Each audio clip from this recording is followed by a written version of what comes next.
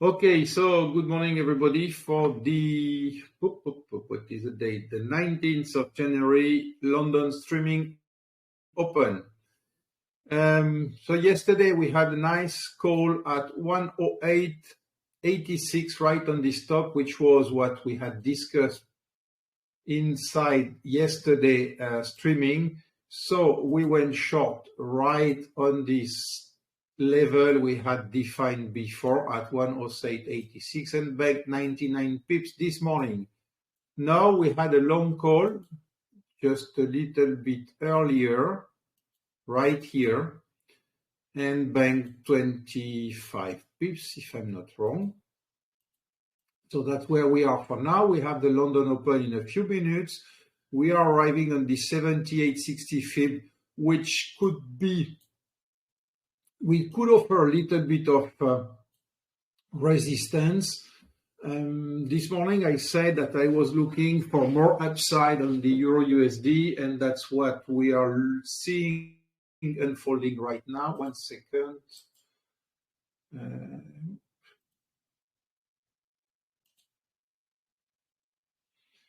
I said I had banked, but I didn't bank. I forget. So,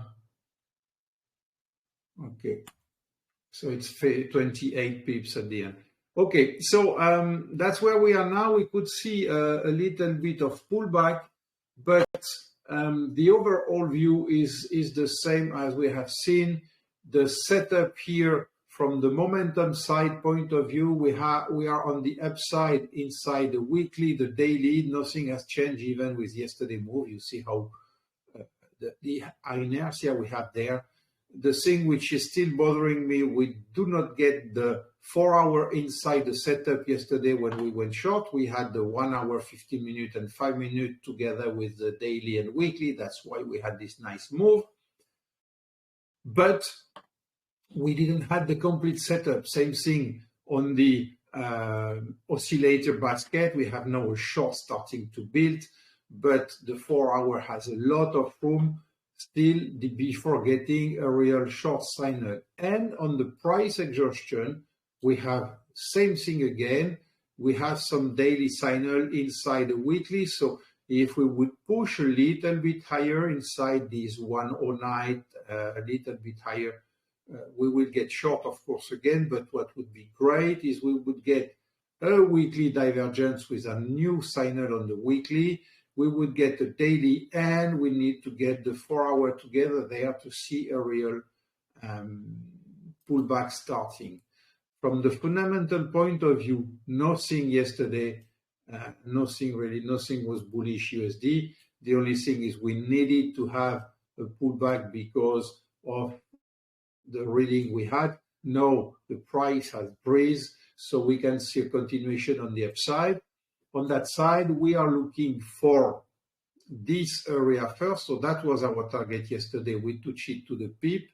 Now we are looking inside here, I would say, this area right there for probably the next pullback. Then we would be looking at this area, which is the second level. Okay, I will put ABC there. And then we will have the third area starting probably on this 50%. I will update it later, but that is what would be our next targets for a short entry. Okay, we have the London Open right now, so we should see a little bit of pullback, I imagine, inside the Open. Okay.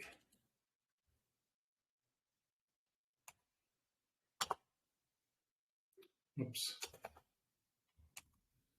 So this is B and this will be C.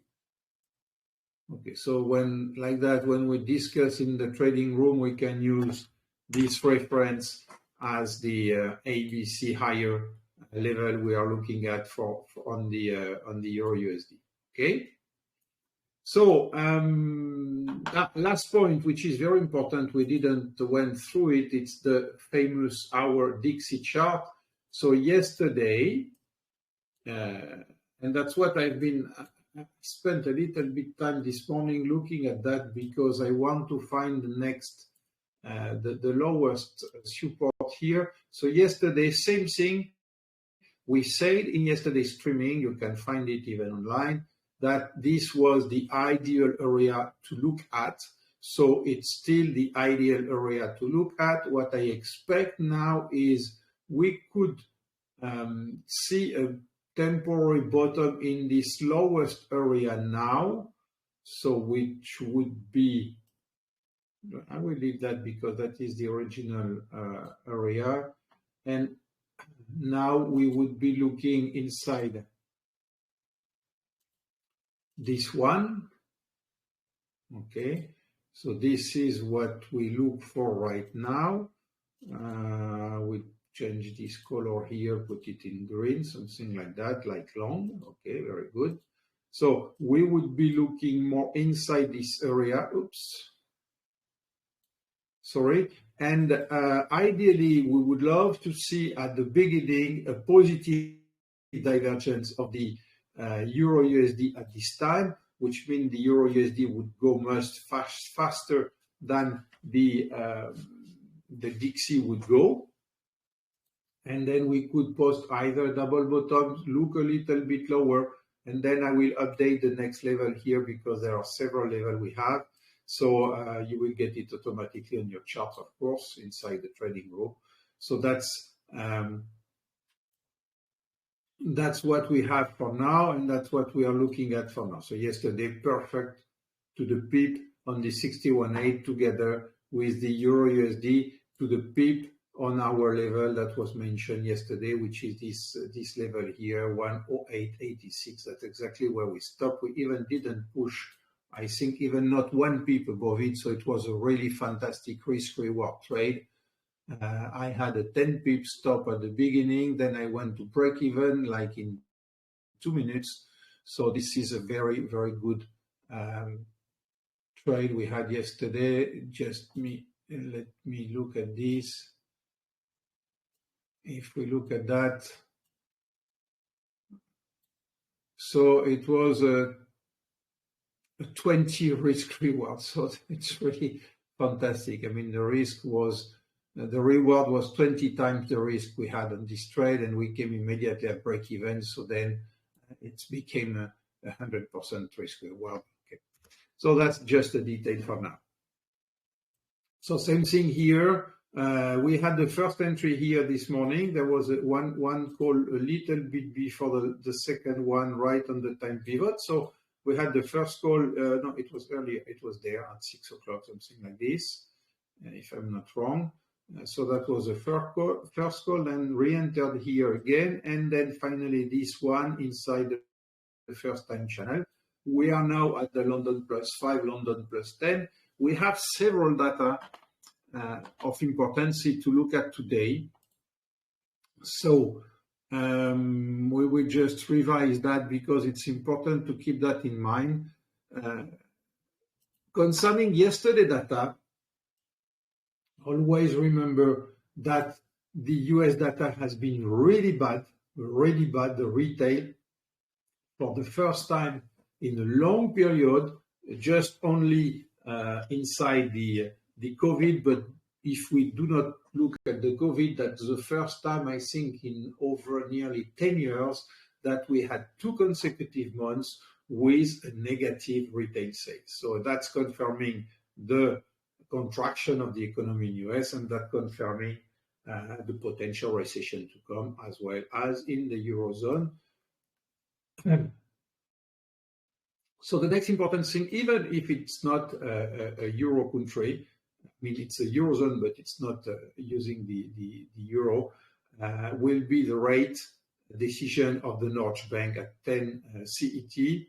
Then here we will have Lagarde speaking at 11:30 CET, ECB minute at 1:30 CET, 12:30 GMT. You have the time here, so you have both of them. And then important thing coming, that will be probably the most important thing for today beside Lagarde. I don't think she will say anything bearish today. So then we have USD building permits. For sure, we will keep seeing a contraction there. The Philly Fed Business Index, remember that the New York one, it was New York beginning of the week that posted the most ugly data in a lot of years. Then we have the initial job-based claims, so it's the new people on a weekly basis that have signed it or being assisted without job. And then later we will have the last ECB speaker and then the Fed Collins speaking later. So that will be all for today. I mean, at least for us, till till the end at the fixed London time. Okay, so for now, nothing special. We wait for the 10 o'clock. As I say, at 10 o'clock, we have the Norges Bank decision, so that could shake a little bit the market, but that won't change a lot. It's shaking a little bit because, of course, that can be a little bit of influence on the USD pairs. But that will not be nothing decisive, of course, not changing nothing on our view. So now, as I wrote this morning, we are looking for those areas. So either even a double top here, but I think we will try to look higher and probably to this area here that would be 108.90, nearly 109, but 108.97, something like this. So this is the area A, the B, and the C. Well, remember here we have two very strong things from a price action. It's a basic price action tool. I think a lot are waiting for it, which is this big trend line we have. So I'm pretty sure that most of the market will jump on that to short it. Then we would see another pullback, and then we would probably come back before the end of the month to look higher. We will see that depending how we start the next pullback and depending if we can finally get a complete, very strong setup with the 4-hour inside it. Okay? So, if there is any question, I see there is something here. So if there is any question concerning today, just let me know in the trading room. If not, we wait a little bit. I will just mute myself for a few minutes and stop the recording because the rest is only for the trading room. So, okay.